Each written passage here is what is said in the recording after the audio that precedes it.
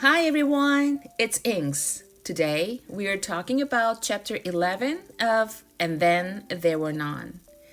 In chapter 11, the fear feels different again. It doesn't begin with noise or panic, it begins with silence.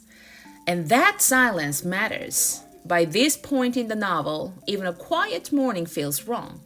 The group has already been through too much to trust calm anymore.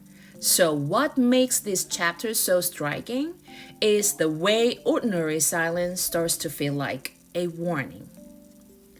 One thing that really stands out here is how much power the pattern has started to hold.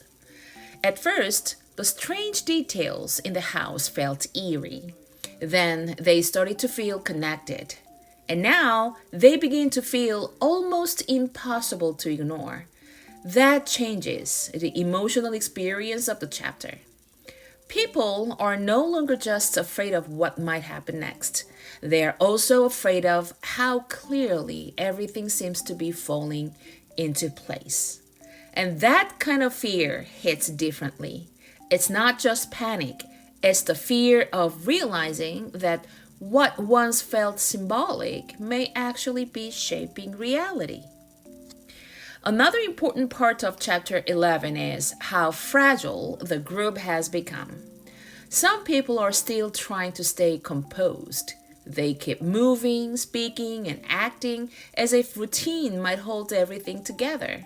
But underneath that surface, the strain is becoming much harder to hide.